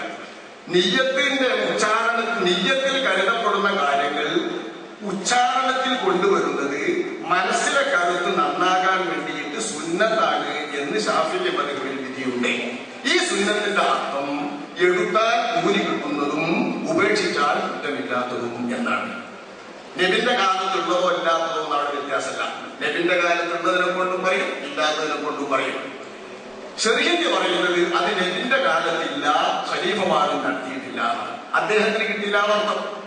അദ്ദേഹത്തിന് കിട്ടിയില്ല. അതിന് ഇമാം ഷാഫി റളിയല്ലാഹു അൻഹുവിന്റെ മദ്ഹബിൽ മറ്റൊരു മറുപടി ഉണ്ട്. ഹജ്ജ് കർമ്മത്തിൽ അല്ലാഹുവിന്റെ റസൂല് താൻ കരുതാൻ പോകുന്നതായ നിയ്യത്തിന്റെ വാക്യം നബി തങ്ങൾ മൊഴിഞ്ഞിട്ടുണ്ട്. അതിന്മേൽ ഖിയാസാക്കിയിട്ട് മറ്റ് ഇബാദത്തുകൾക്കും ഇങ്ങനെ വലിയ സുന്നത്താവുന്നു. അതിന്റെ പുറമെ ഉദ്ദേശിക്കലും കരുതലും നിർബന്ധമാണല്ലോ. ആ നിർബന്ധം നല്ല നിലക്ക് നടക്കാൻ സഹായകമാകും എന്നതുകൊണ്ടും അത് സുന്നത്താവുന്നു എന്നാണ് ശാഫി മദ്ഹബിലെ പ്രഖ്യാപനം. ഈ സുന്നത്തിന്റെ അർത്ഥം ബിദ്അത്തിന്റെ മാറ്റത്തിലുള്ള സുന്നത്തല്ല. പിന്നെന്താണ്? വാജിബല്ല, ഫർളല്ല, റുക്നല്ല എന്ന അർത്ഥത്തിൽ ഉപേക്ഷിച്ചാൽ കുറ്റമില്ലാത്തതും എടുത്താൽ കൂലിയുള്ളതും എന്ന അർത്ഥത്തിലാവുന്നു. അതിന് വിരുദ്ധമായ ബിദ്അത്തല്ല ആര് പറഞ്ഞത്? സർഹിന്ദി പറഞ്ഞത്. സർഹിന്ദി ഹനഫി മദ്ഹബുകാരൻ കൂടിയാണ്. ഹനഫി മദ്ഹബുകാർക്ക് നിയ്യത്ത് ഉച്ചരിക്കൽ സുന്നത്തില്ല. അദ്ദേഹത്തിന്റെ മദ്ഹബിനെ വ്യാഖ്യാനിക്കാനും ബലപ്പെടുത്താനും അദ്ദേഹം പറഞ്ഞിട്ടുണ്ട് നബി ഒഴിഞ്ഞതായി തിരിഞ്ഞിട്ടില്ല, അതുപോലെ തന്നെ ഖലഫാവുമാരും ഒഴിഞ്ഞതായി തിരിഞ്ഞിട്ടില്ല എന്ന്. അതാണ് ഇതിനകത്ത് ശാഫി മദ്ഹബിൽ കൂലി കിട്ടുന്ന സുന്നത്ത് എന്ന് വിധി എഴുതുന്നതിൽ കുഴപ്പമില്ല. സർഹിന്ദിക്ക് ന്യായമായിട്ടും വിചാരിക്കാമല്ലോ, അവർക്ക് ആ ഹദീസുകൾ കിട്ടിയതിന്റെ അടിസ്ഥാനത്തിലായിരിക്കും അവരങ്ങനെ പറഞ്ഞത്. അങ്ങനെ സമാധാനം കൊള്ളാതെ സുന്നത്ത് ബിദ്അത്ത് എന്ന് താങ്കൾ മനസ്സിലാക്കിയെടുത്ത് ഒന്നുകൂടി വിശാലമായി മനസ്സിലാക്കണം. നമ്മുടെ കർമ്മശാസ്ത്ര പണ്ഡിതന്മാരും വിശ്വാസശാസ്ത്ര പണ്ഡിതന്മാരും ഉപയോഗിക്കുന്ന വാക്കാണ്. ഓരോ പ്രയോഗത്തിനും ഓരോന്നിനും പല അർത്ഥം. ഉദാഹരണം സ്വലാത്ത്. സ്വലാത്ത് എന്ന് പറഞ്ഞാൽ നമ്മുടെ കർമ്മശാസ്ത്രത്തിൽ ഉപയോഗിക്കുന്ന സാധാരണമായ നിസ്കാരമാണ്. നേരെ മറിച്ച് നബിന്റെ മേലിൽ സ്വലാത്ത് എഴുതുന്നതിനും സ്വലാത്ത് എന്നാണ് പറയുന്നത്. ഇതുപോലെ ഉപയോഗിക്കുന്ന ഒരു പദമാണ് സുന്നത്ത് ബിദ്അത്ത്. കർമ്മശാസ്ത്രത്തിൽ അത് സുലഭമായി ഉപയോഗിക്കുന്നത് വാജിബ് എന്നതിന്റെ മാറ്റത്തിൽ പഞ്ചവിധികളിൽപ്പെട്ട ഒരു വിധിയായിട്ടാണ് സുന്നത്ത് എന്ന് പറയാം. ഇതിൽ നെദ്ബ് എന്നും ഇസ്തിഹ്ബാബ് എന്നും സുന്നത്ത് എന്നും ഒക്കെ ഉപയോഗിക്കാറുണ്ട്. ഈ ഉപയോഗിക്കുന്ന കൂട്ടത്തിലാണ് ഉച്ചരിക്കുന്നത്, നിയ്യത്ത് ഉച്ചരിക്കുന്നത് കരുതപ്പെടുന്നത് എന്താണെങ്കിൽ അത് അതിന്റെ തൊട്ട് മുൻപായി ഉച്ചരിക്കും. നമസ്കരിക്കൽ സുന്നത്താവുന്നു നിസ്കാരത്തിൽ എന്ന് ശാഫിഈ മദ്ഹബിൽ പറഞ്ഞത്. അത് നബിയുടെ കാലത്തുള്ളതുമാകാം, നബിയുടെ കാലത്തില്ലാത്തതുമാകാം. സെർഹിന്റെ ഇമാം ഹനഫി മദ്ഹബുകാരനാണ്. ഹനഫി മദ്ഹബുകാരുടെ വീക്ഷണത്തിൽ നിയ്യത്ത് മൊഴിയൽ സുന്നതയല്ല. തന്റെ ആ മദ്ഹബിന്റെ വീക്ഷണ പ്രകാരം അദ്ദേഹം അതിന് ന്യായം പറയുന്നത് ബഹുമാനപ്പെട്ട നബി മൊഴിഞ്ഞിട്ടില്ല, ഖലീഫമാര് മൊഴിഞ്ഞിട്ടില്ല എന്നാണ്. സെർഹിന്ദിയുടെ ആ വാചകത്തെ ഷാഫി മദ്ഹബുകാർക്ക് എതിർക്കേണ്ട കാര്യമില്ല. കാരണം ഷാഫി മദ്ഹബിന്റെ വീക്ഷണത്തിൽ നിന്നിട്ട് നബി മൊഴിഞ്ഞാലും മൊഴിഞ്ഞിട്ടില്ലെങ്കിലും ഖലീഫമാർ മൊഴിഞ്ഞാലും മൊഴിഞ്ഞിട്ടില്ലെങ്കിലും നിസ്കാരത്തിൽ അവർ സുന്നത്തായ കൂലി കിട്ടുന്ന കാര്യമാകുന്നു എന്ന് വിധിക്കാൻ ഷാഫി മദ്ഹബുകാർക്ക് ന്യായമുണ്ട്. ആ ന്യായമാണ് ഞാൻ താങ്കളെ ചൂണ്ടിക്കാണിച്ച് പഠിപ്പിച്ചത്. ഒന്ന്, കരുതുക എന്ന ഫർള് നല്ല നിലയിൽ നടക്കാൻ ഉപകാരപ്പെടുന്ന ഒരു കാര്യമാണത്. ഇത് സുന്നത്താക്കാൻ ഷാഫി മദ്ഹബിൽ ഒരു ചെറിയ ഇല്ലത്താണ്. അതേപോലെ തന്നെ ഹജ്ജിൽ നബി തങ്ങൾ നിയ്യത്ത് മൊഴിഞ്ഞതായിട്ട് സ്ഥിരപ്പെട്ടിട്ടുണ്ട്. അതിനോട് തിയാസാക്കിയിട്ട് നിസ്കാരം പോലുള്ള മറ്റു ഇബാദത്തുകളിലും മൊഴിയിൽ സുന്നത്താണ് എന്നും ഷാഫി മദ്ഹബിൽ പറയാൻ വകുപ്പുണ്ട്. അപ്പൊ ഷാഫി മദ്ഹബും സെർഹിന്ദിയും ഇവിടെ ഇടയുന്നില്ല. നിങ്ങൾ സുന്നത്ത് വിധേയത്വം പ്രയോഗിച്ചെടുത്താണ് പ്രശ്നമാറ്റം. ഷാഫിഈ മദ്ഹബ് തഖ്ലീദ് ചെയ്ത് ജീവിച്ച മഹാനായ ഇമാം ബുഖാരി റഹിമഹുല്ലാഹ് ഒരുപാട് മസ്അലകളിൽ ഷാഫിഈ മദ്ഹബിലെ വീക്ഷണങ്ങൾ തള്ളി ഹദീസുകൾ സ്വീകരിച്ചുകൊണ്ട് നടക്കുന്നു. അതിനെ കുറിച്ച് പറയും. അത് നമ്മൾക്ക് തിരിവുണ്ടോ? ബുഖാരിയിലെ തലക്കെട്ടുകൾ കണ്ടിട്ട് ആ തലക്കെട്ടിൽ ഉപയോഗിച്ച വാചകങ്ങൾ ഷാഫിഈ മദ്ഹബിലെ കിതാബിൽ പറഞ്ഞതിന്റെ എതിരിലായിട്ട് ചിലർ തെറ്റായി മനസ്സിലാക്കും. അങ്ങനെ മനസ്സിലാക്കി വരുന്നതാണ്. ഇമാം ബുഖാരി തങ്ങൾ ഷാഫിഈ മദ്ഹബിന്റെ ഏതൊരു വിഷയത്തിനെതിരായിട്ടാകുന്നു അദ്ദേഹം ജീവിച്ചത് എന്ന് തിട്ടമായി പറയാൻ നമുക്ക് എങ്ങനെ മാർക്കും? ഏതെങ്കിലും ഒന്ന് ചൂണ്ടിക്കാണിക്കാൻ നിങ്ങളുടെ മുമ്പിൽ ഏതെങ്കിലും പറഞ്ഞു കേട്ടിട്ടുണ്ടോ? എന്തെങ്കിലും ഒന്ന് ഉദാഹരണം പറഞ്ഞേ പറയും. ആവശ്യം കേട്ടേണ്ടോ? അറിയില്ല. കേട്ട മനസ്സിലാക്കി. ബുഖാരിയിൽ അദ്ദേഹം തലക്കെട്ടിടുമ്പോൾ ആ തലക്കെട്ടിന് അർത്ഥം മനസ്സിലാക്കുന്നത് ഷാഫിഈ മദ്ഹബിന്റെ വിധിക്ക് എതിരായിട്ട് ചിലപ്പോൾ ആ തലക്കെട്ടിന്റെ അർത്ഥങ്ങൾ ചിലർ മനസ്സിലാക്കും. അങ്ങനെ ഉന്നയിക്കുന്നതാണ് ഷാഫിഈ മദ്ഹബിന് എതിരായിട്ടാണ് ബുഖാരിയിലുള്ളത്. ബുഖാരി എന്നുള്ളത് ഹദീസിന്റെ ഗ്രന്ഥമാണ്. പക്ഷെ ആ ഹദീസിന്റെ ഗ്രന്ഥത്തിലെ ഹദീസുകൾ കൊണ്ടുവരുന്നതിൽ നിന്ന് ഇന്നത് കിട്ടും എന്ന് അദ്ദേഹത്തിന്റെ തലക്കെട്ടിൽ കാണും. ചിലപ്പോൾ അത് ചോദ്യചിഹ്നമായിരിക്കും, ചിലപ്പോൾ കിട്ടുമോ കിട്ടിയില്ലേ എന്ന് അറിയാനായിരിക്കും, ചിലപ്പോൾ ഇത് തർക്കമുള്ളതെന്ന് പറയാനായിരിക്കും തലക്കെട്ടിടുക. ആ തലക്കെട്ടിൽ വിധി വ്യക്തമല്ല. അതുകൊണ്ട് തന്നെ അദ്ദേഹത്തിന്റെ വീക്ഷണം ഫിഖ്ഹിയായി ഇമാം ഷാഫിഈ മദ്ഹബിന്റെ വീക്ഷണത്തിനെതിരായിരുന്നു എന്ന് തെളിയിക്കപ്പെടാത്തിടത്തോളം നമുക്കത് വിശ്വസിക്കാൻ പറ്റില്ല. റസൂലുള്ളാഹി സ്വല്ലല്ലാഹു അലൈഹി വസല്ലമയുടെ തലക്കെട്ടിന്റെ വാല് ഇടത്തോട്ടോ വലത്തോട്ടോ തൂങ്ങിക്കിടന്നിരുന്നില്ല എന്നും അത് നേരെ കഴുത്തിലൂടെ കരടിയിലേക്ക് നേരെ ആയിരുന്നു എന്നും ശേഖ് സെർഹിന്ദി പറയുന്നു. പക്ഷേ മദ്ഹബിൽ അങ്ങനെ ഇടത്തോട്ടേക്കെന്നൊക്കെ മദ്ഹബിൽ പറയുന്നതിന്റെ സാഹചര്യം എന്താണ്? അങ്ങനെ പറയുന്നത് തലക്കെട്ടിന്റെ വാലിനെ സംബന്ധിച്ച് പറയുന്നത് വിധിയിലുള്ള വ്യത്യാസമാണ്. അതിൽ നമ്മുടെ ഷാഫിഈ മദ്ഹബിന് ബലപ്പെട്ട വിധിയും വേറെ ചിലരുടെ വിധിയും തമ്മിൽ മാറ്റമുണ്ടാവും. അത് സെർഹിന്ദിനെയും ഷാഫിഈ മദ്ഹബിനെ നിങ്ങൾ കൂട്ടിക്കണക്കിൽ തന്നെ ശരിയല്ല. സെർഹിന്ദി ഇമാമിനെ ഞാൻ പറഞ്ഞത് നിങ്ങൾക്ക് അദ്ദേഹം ഹനഫി മദ്ഹബുകാരനാണ്. ഷെയ്ഖ് അഹമ്മദ് സെർഹിന്ദി ഹനഫി മദ്ഹബുകാരനാണ്. അപ്പൊ ഹനഫി മദ്ഹബുകാരനായി അദ്ദേഹം പറയുന്ന വിഷയം എടുത്തിട്ട് ഷാഫിഈ മദ്ഹബിൽ ആ വിധിക്ക് ശരിയല്ലല്ലോ എന്നുള്ള ചോദ്യം തന്നെ പ്രസക്തമല്ല. കാരണം രണ്ട് മദ്ഹബും തമ്മിൽ വൈവിധ്യമുണ്ടെന്നും തമ്മിൽ വ്യത്യാസമുണ്ടെന്നും നമ്മളിവിടെ സമർത്ഥിക്കുന്നുണ്ടല്ലോ. ആ വൈവിധ്യമുള്ളതോടുകൂടെ നാടും പ്രമാണങ്ങൾക്ക് വിധേയമാകുന്നു എന്നതാണ് ഇവിടുത്തെ പ്രമേയം. ആ പ്രമേയത്തിൽ ഒതുങ്ങി എന്നിട്ടാണ് നമ്മൾ ചോദിക്കേണ്ടത്. തലക്കെട്ടിന്റെ വാഴക്കത്തിന് നിങ്ങൾക്ക് അറിയാനാണെങ്കിൽ ഞാൻ ഷാഫിഈ മദ്ഹബിലെ ബലപ്പെട്ട നിയമം പറഞ്ഞുതരാം. ഏറ്റവും മുന്തിയ രീതി നല്ല കീഴ്പോട്ട് വെക്കൽ തന്നെയാണ്. ഞാൻ കീഴ്പോട്ട് കൊണ്ട് പോകാനാണ്. അതിനും ശ്രേഷ്ഠത കുറഞ്ഞതും പിന്നെ തൊട്ടടുത്ത ശ്രേഷ്ഠതയുള്ളതും വലത്തോട്ടിടാനാണ്. മൂന്നാമതാണ് ഇടത്തോട്ട്. പക്ഷെ ഇടത്തോട്ടിടുന്നവർ ചില സൗകര്യങ്ങൾ ചിലപ്പോൾ ചിന്തിക്കും. ഉദാഹരണമായി നിസ്കാരത്തിന്റെ സമയത്ത് കഫം പോലത്തതൊക്കെ വായിന്ന് വന്നാൽ അത് എടുക്കാൻ വേണ്ടിയിട്ട് ഇടത്തെ ഭാഗത്ത് കൂടെ എടുക്കലാണ് ഏറ്റവും മുന്നം. അപ്പൊ അങ്ങനെ എടുക്കുമ്പോൾ ഇടത്തെ ഭാഗം ഇങ്ങനെ എടുത്തിട്ട് ഇങ്ങനെ ആക്കാൻ വേണ്ടിയിട്ട് ചിലപ്പോൾ മൂല്യമാരൊക്കെ എടുത്തോട്ടിട്ട് വന്നേക്കാം. അങ്ങനെ ചെയ്യുന്നത് കണ്ടുകൊണ്ട് മദ്ഹബിലെ നിയമം മാറ്റേണ്ടതില്ല. ഷാഫിഈ മദ്ഹബിൽ നേർക്ക് നേരെ കീഴ്പ്പെട്ടിലാണ് ഏറ്റവും അഫ്ദല്. അത് കഴിഞ്ഞിട്ട് വലത്തോട്ടിലാണ്, അത് കഴിഞ്ഞിട്ട് എടുത്തോട്ടിലാണ്. ഇത്തരം മദ്ഹബിന്റെ വിധികളിൽ മേലാണ് ചോദിക്കരുത്. ഇവിടെ വിഷയമുള്ളത് മദ്ഹബിന്റെ വിധികളിലുള്ള വൈവിധ്യങ്ങൾ ഉൾക്കൊണ്ടുകൊണ്ട് തന്നെ അത് നമ്മുടെ മദ്ഹബ് ഖുർആനും സുന്നത്തിനും വിധേയമാകുന്നു. അതിന് വിരുദ്ധമല്ല. മദ്ഹബുകൾ വിട്ടിട്ട് ഇന്ന് ലഭ്യമാകുന്ന ഖുർആൻ സുന്നത്തനുസരിച്ച് ജീവിക്കാൻ സാധ്യമല്ല എന്നാണ് ഇവിടുത്തെ പ്രമേയം. ഈ പ്രമേയം സംബന്ധിച്ചിട്ട് ഇവിടെ ആരും ചോദിക്കുക, അത് ചോദ്യം പറയാവണം. മദ്ഹബുകളിൽ ഖബറിന് മീതെ കടുപ്പെടുക്കുന്നതും കുബ്ബ നിർമ്മിക്കുന്നതൊക്കെ വിരോധിക്കുന്നുണ്ടല്ലോ. പണ്ഡിതന്മാർ അംഗീകരിക്കുന്നത് പല അഭിപ്രായ വ്യത്യാസമായിട്ടുണ്ട്. പല വീക്ഷണക്കാരും ഇതിന്റെ ആ വീക്ഷണ വ്യത്യാസങ്ങൾ ഇവിടെ ചോദിക്കരുത്. ആ വീക്ഷണ വ്യത്യാസങ്ങളെല്ലാം ഇവിടെ ഖുർആനും സുന്നത്തിനും അനുകൂലമാകുന്നു, വിധേയമാകുന്നു. അവിടുത്തെ പ്രമേയം അതിന്റെ സഹോദരങ്ങളെ, ഇനി നമുക്ക് സമയം വളരെ കുറവാണ്. നമ്മൾ ആദ്യം പറഞ്ഞ സമയം തീർന്നിട്ടുണ്ട്. 2 മണിയാണ് നമ്മൾ സമയം പറഞ്ഞ 2:07 എന്നാലും കൂട്ടത്തിൽ ഒരു സഹോദരൻ കൂടെ എഴുന്നേറ്റതല്ലേ എന്ന അദ്ദേഹത്തിനും കൂടെ ഒരു അവസരം കൊടുത്ത് നമുക്ക് ഇൻഷാ അല്ലാഹ് അവസാനിപ്പിക്കാം. ധാരകളെ പിൻപറ്റണം എന്നത് പ്രമാണപരം എന്നതിനേക്കാൾ ബുദ്ധിപരമായ, ഇസ്ലാമിന്റെ തന്നെ ബുദ്ധിപരമായ ഒരു കാര്യമാണ്. ഇതാണ് ഞാൻ മനസ്സിലാക്കുന്നത് മൗലവിയുടെ പ്രശ്നത്തിൽ. മദ്ഹബുകളിലെ വ്യത്യസ്തത അതിന്റെ ഉസൂലുകളിലെ വ്യത്യസ്തതയാണ്. ആ ഉസൂലുകളെല്ലാം ഖുർആനിൽ നിന്നും സുന്നത്തിൽ നിന്നും ഇസ്തിംബാത്താവുന്നതാണ്. അതുകൊണ്ടാണ് ആ വൈവിധ്യങ്ങളെല്ലാം ഇസ്ലാമികമായി തീരുന്നത് എന്നും ഞാൻ മനസ്സിലാക്കുന്നു. ഇതേപോലെ തന്നെ വളരെ 4 മദ്ഹബുകൾ ഉണ്ടായിത്തീരുന്നതിന് ശേഷം പിൽക്കാലത്ത് രൂപപ്പെട്ടു വന്ന സലഫി മദ്ഹബ് എന്നോ സലഫി മൻഹജ് എന്നോ പറയാവുന്ന ഒരു 5ാമത്തെ മദ്ഹബ്, ഇതിനെക്കുറിച്ച് നജീബിലൂടെ പറയുകയുണ്ടായി. 500ഓളം ഫിഖഹിന്റെ വിധികളുള്ള ആയത്തുകളും 500ൽ പരം വിധികളുള്ള ഹദീസുകളും മാത്രമാണ് അവരുടെ കൈമുതൽ. അതിനെക്കുറിച്ചൊരു ശരിയായ വിലയിരുത്തലല്ല എന്നൊരു സംശയമാണ് ഞാൻ പ്രകടിപ്പിക്കുന്നത്.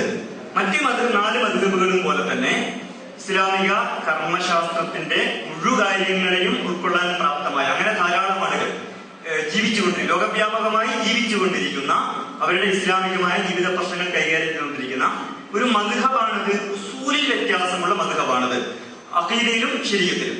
അതിനെയും ഒരു മദ്ഹബായി അംഗീകരിക്കുന്നതിൽ എന്താണ് കുഴപ്പമുള്ളത്? അതേപോലെ തന്നെ അതിനെക്കുറിച്ചുള്ള ഉസ്താദിന്റെ ഒരു പരാമർശം പരിഭാഷകൾ നോക്കി അത് ശരിയല്ല എന്ന് ഞാൻ വിനീതമായി വിയോജിക്കുകയാണ്. കാരണം ഖുർആനും സുന്നത്തും അതിന്റെ ഇതുവരെയുള്ള വ്യാഖ്യാനങ്ങളും എല്ലാം അറിയുന്ന ധാരാളം പണ്ഡിതന്മാർ പ്രവർത്തിച്ചുകൊണ്ട് കേരളത്തിൽ നിന്ന് മാത്രമല്ല ലോകവ്യാപകമായുള്ള ഒരു അഖീദ ശരീഅ മദ്ഹബ് ആണ്, മൻഹജാണ് അത് എന്ന് ഞാൻ മനസ്സിലാക്കുന്നു. ഇതിനെക്കുറിച്ച് താങ്കളുടെ അഭിപ്രായം എന്താ? ചോദിച്ച ചോദ്യത്തിന്റെ പോയിന്റ് ഇപ്പോഴും പിടിയിട്ടില്ല. ഞാൻ മനസ്സിലാക്കിയതൊന്ന് പറയാം. സലഫി മൻഹജ് എന്ന് പറയുന്നത് അതിനെക്കുറിച്ച് എന്താണ് അഭിപ്രായം എന്നാ ചോദിക്കുന്നത്. ചോദ്യത്തിന്റെ അതൊന്ന് കൊടുത്തേ മനസ്സിലാക്കിയത്. അത് ഒന്ന് കാണിച്ചു കൊടുക്കും. ഞാനൊന്ന് ചോദിച്ചോട്ടെ, സലഫി മൻഹജിനെ കുറിച്ച് എങ്ങനെ പ്രസംഗിക്കരുത്? നിങ്ങളെ ഞാൻ അനുവദിച്ചു, ഈ സംഘം അനുവദിച്ചു. നിങ്ങൾ എന്ത് പ്രസംഗിക്കല്ല വേണ്ടത്. ഞാൻ ചോദിക്കുന്നത് സംസാരിക്കാൻ വേണ്ടി തീർക്കാൻ വേണ്ടിയിട്ടാണ്. സലഫി മൻഹജിനെ കുറിച്ച് എന്ത് പറയുന്നു എന്നാണോ ചോദ്യം? എന്നല്ല എന്റെ ചോദ്യം. ഇല്ലല്ല, ഒറ്റക്ക് പറയും. ഒരു ചോദ്യത്തിന്റെ പോയിന്റ് മാത്രം. മറ്റ് മദ്ഹബുകളുടെ ഉസൂലുകൾ പോലെ സ്വതന്ത്രമായ ഉസൂലുള്ള ഒരു മദ്ഹബ് മൻഹജുമാണത്. ഇല്ല, അതിനോട് എന്താണ് അഭിപ്രായം? അതല്ല, അങ്ങനെയല്ല. കാരണം സലഫി മൻഹജ് എന്ന ഒരു മൻഹജു തന്നെ വാസ്തവത്തിൽ ഇല്ല. സലഫ് തന്നെ മുൻഗാമികളാണ്. ആ മുൻഗാമികളുടെ വഴി എന്ന് പറഞ്ഞിട്ട് ഇവിടെ അവതരിപ്പിക്കപ്പെടുന്നത് വഹാബിസമാണ്. ഈ വഹാബിസത്തിന്റെ ആളുകൾ ഞങ്ങളുടെ ഫുറൂഇൽ ഞങ്ങൾ പിൻപറ്റുന്നത് അഹ്മദ് ബിൻ ഹംബലിനെയാണ് എന്ന് വ്യക്തമാക്കുന്നുണ്ട്. മുഹമ്മദ് ബിൻ അബ്ദുൽ വഹാബിനെ പരിചയപ്പെടുത്തുന്ന സുഊദി ഗ്രന്ഥങ്ങളിലും സുഊദിയിൽ നിന്ന് പുറത്തിറക്കുന്ന ഔദ്യോഗിക ഗ്രന്ഥങ്ങളിലുമൊക്കെ ഹംബലി മദ്ഹബിനെയാണ് ഞങ്ങൾ അംഗീകരിക്കുന്നതെന്നും ഫുറൂഇൽ ഞങ്ങൾ തഖ്ലീദ് ചെയ്യുന്നത് അതിനെയാണെന്നും പറയുന്നുണ്ട്. സലഫി മൻഹജ് ഫുറൂഉം ഉസൂലും കൂട്ടിക്കുഴച്ചിട്ടുള്ള ഒരു മൻഹജാണ്. അല്ലെ? അതോർമ്മല്ലേ? വിശ്വാസശാസ്ത്രവും കർമ്മശാസ്ത്രവും കൂട്ടിക്കുഴച്ചുള്ള മൻഹജല്ലേ? വിശ്വാസത്തിലെ കാര്യങ്ങളും കർമ്മശാസ്ത്ര കാര്യങ്ങളും കൂട്ടിക്കുഴച്ച ഒന്നല്ലേ നിങ്ങൾ ഉന്നയിക്കുന്ന സലഫി മൻഹജ്? ആ പോയിന്റ് മാത്രം പറഞ്ഞാൽ മതി. വിശ്വാസത്തിൽ സലഫി മൻഹജുണ്ട്, അതേപോലെ തന്നെ ശരീഅത്തിലും മൻഹജുണ്ട്, രണ്ടിലുമുള്ള മൻഹജ്. കർമ്മശാസ്ത്രത്തിൽ സലഫി മൻഹജ് എന്ന ഒന്നിന്റെ ഔദ്യോഗികമായ ഒരു പുസ്തകം പറഞ്ഞു, ഒറ്റ കിതാബ്. ഇബ്നു ബാസിനെ പോലുള്ള, അതേപോലെ ഇബ്നു ബാസ് എന്ന് പറയുന്നത് വഹാബിയാണ്. അദ്ദേഹത്തിന്റെ വഹാബിസത്തെ പറ്റിയാ പറയുന്നത് മുഹമ്മദ് ബിൻ അബ്ദുൽ വഹാബിന്റെ അനുയായികൾ അഹ്മദ് ബിൻ ഹംബലിന്റെ മദ്ഹബുകാരനാണ്. അത് ഔദ്യോഗികമായി പ്രഖ്യാപിക്കപ്പെട്ടിട്ടുണ്ട്. അദ്ദേഹം ഒന്നും ഉണ്ടാക്കിയിട്ട് അതിന് മൻഹജ് എന്ന് പറയാൻ പറ്റില്ലല്ലോ. വഹാബിസത്തിൽപ്പെട്ട ഒരു മൗലവി കുറെ ഫത്വ നൽകിയത് മാത്രമല്ലേ അത്. ആ മൻഹജിനെ ഒരു ശാസ്ത്രമായി അവതരിപ്പിക്കുന്ന ഉസൂല് ഇന്നതാണ് എന്ന് അതിൽ ക്രോഡീകരിക്കപ്പെട്ട ഗ്രന്ഥം ഒന്ന് പേര് പറഞ്ഞാൽ ഒറ്റ ഗ്രന്ഥം. അവര് ചോദിക്കുന്നത് ഷാഫി മദ്ഹബിന് ഉസൂലുണ്ട്, ജമ്മൽ ജവാമിയായി മിൻഹാജ് തുടങ്ങിയിട്ടുള്ള ഉസൂല്. ഇതുപോലെ ഫുറൂഇൽ നിങ്ങൾ ഈ പറയുന്ന സലഫി മൻഹജിനെ ഗവേഷണത്തിന് ആധാരമാക്കാൻ പറ്റുന്ന ഒരു ഉസൂലിന്റെ ഗ്രന്ഥം ഒന്ന് പേര് പറഞ്ഞു. ഉസൂലിന്റെ സ്വതന്ത്രമായ ഗ്രന്ഥത്തെ കുറിച്ച് എനിക്ക് വിജ്ഞാനമില്ല. പക്ഷെ അവരുടെ ഫത്വകൾ നമ്മൾ പഠിച്ചാൽ ആ ഫത്വകൾ പറയുന്നിടത്ത് ഉസൂൽ പറയും. ഉസൂലിന് വേറിട്ട ഗ്രന്ഥവും ഫത്വകൾ വേറെ തന്നെ പറയുക എന്നതുമാണ് ക്ലാസിക്കൽ മദ്ഹബുകളുടെ ശൈലി. അതല്ലാത്ത മറ്റൊരു ശൈലിയാണ് സലഫി മദ്ഹബ് പിന്തുടരുന്നത് എന്നാണ് എന്റെ പരിമിതമായ വിവരം. അത് പരിമിതമായ വിവരം മാത്രമാണ്, വസ്തുതയല്ല. വസ്തുതയുള്ളത് ഇവിടുത്തെ വഹാബികളെ പോലെ കഴിഞ്ഞ കാല അഭിപ്രായങ്ങളിൽ നിന്നും മദ്ഹബിൽ നിന്നും തോന്നിയത് ഹദീസിനോട് അനുയോജ്യമാണ്, വിരുദ്ധമാണ് എന്ന് പറയുന്ന ശൈലിയാണ് ഇബ്നു ബാസ് സ്വീകരിച്ചിരിക്കുന്നത്. അദ്ദേഹത്തിന്റെ ആ മൻഹജിൽ നിൽക്കുന്നു എന്ന് പറയുന്ന ഇവിടുത്തെ ആളുകൾ അദ്ദേഹത്തിന്റെ ഫത്വകൾക്ക് വിരുദ്ധമായി ധാരാളം പറയുന്നുണ്ട്. ഇതൊക്കെയും എന്തുകൊണ്ടാണ് എന്ന് ചോദിച്ചാൽ ഒരു ഉസൂല് തെളിയിക്കായിട്ടാണ്. നിങ്ങൾക്ക് വിവരമില്ല, ഞാനത് പഠിച്ചിട്ടുണ്ട്. ഞാൻ പറയുന്നു സലഫി മൻഹജിലേക്ക് ഒരു ഉസൂലുൽ ഫിഖ് ഇല്ല.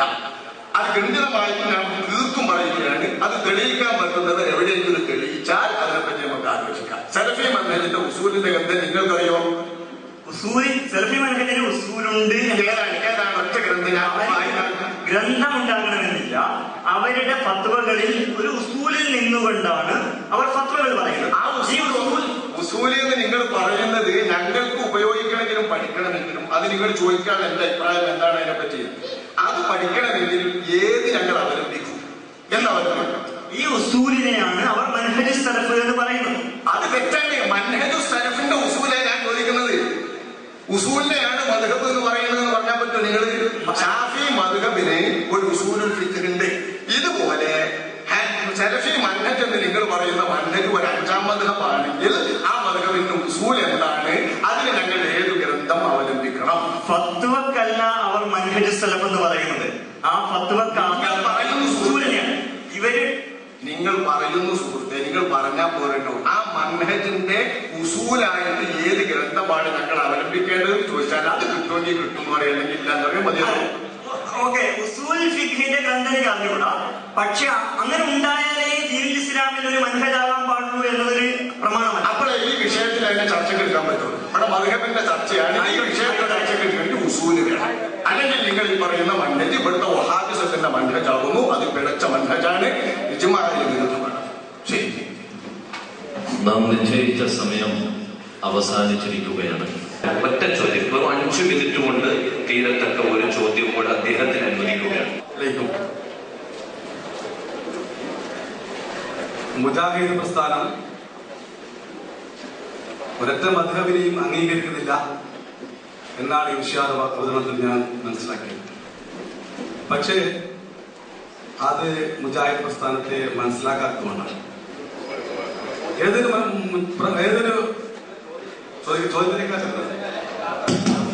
താങ്കൾക്ക് ചോദ്യം ചോദിക്കാനാണ് അവസരം നൽകിയത്, അത് ഉപയോഗപ്പെടുത്തുക. ചോദ്യം ഹലോ, ആമുഖമില്ലാതെ നിങ്ങളുടെ ചോദ്യ പ്രശ്നം എന്താണെങ്കിൽ അത് മാത്രം പറയാം. അതിന് സമയം അന്ധമായ തക്ലീദ് ഇല്ല എന്ന് മാത്രമേ മുജാഹിദ് പറയുന്നു. അന്ധമായ തക്ലീദ് നിങ്ങൾ ചെയ്യുന്നു, അന്ധമായ തക്ലീദ് ചെയ്യുന്നില്ല. ഏതൊരു ഇമാമിനെ ആയാലും അത് ഹദീസ് സഹീഹാണെങ്കിൽ അതിനെ പിൻപറ്റുക. ഷാഫി ഇമാം പറഞ്ഞത് ഖുർആനിലും ഹദീസിലും അടുത്ത് പറഞ്ഞ താങ്കളുടെ ചോദ്യത്തിന്റെ പോയിന്റ് മാത്രം പറഞ്ഞാൽ മതി. നിങ്ങൾക്ക് പ്രസംഗിക്കാനുള്ള അവസരമാക്കി ദുരുപയോഗപ്പെടുത്തരുത്. കർശനമായി നിയന്ത്രിക്കും. നിങ്ങൾ ചോദിക്കാനുള്ള പോയിന്റ് മാത്രം പറയുക. നിങ്ങൾ പ്രസംഗിച്ചിട്ട് ഈ ചെലവിൽ പ്രസംഗിക്കേണ്ട, അത് പറ്റില്ല. അതൊക്കെ സാധാരണ നിങ്ങൾ ശരിക്കും ഒന്ന് ചോദിച്ചാൽ ഒറ്റ ചോദ്യം. അന്ധമായ തക്ലീദ് ചെയ്യണമെന്ന് ഷാഫി ഇമാമിന്റെ ഗ്രന്ഥത്തിൽ തെളിയിക്കുക. അന്ധമായ തക്ലീദ് എന്ന് പറഞ്ഞാൽ പൊട്ടൻ തക്ലീദ് എന്ന അർത്ഥം. അങ്ങനെ തക്ലീദ് ഇവിടെ ഇല്ല. ലക്ഷ്യത്തിന്റെ വെളിച്ചത്തിൽ പണ്ഡിതന്മാരെ പിൻപറ്റുന്നതാണ് ഇവിടുത്തെ തക്ലീദ്. ആ തക്ലീദ് 4 മദ്ഹബിൽ ഒന്നിനെ ചെയ്യും.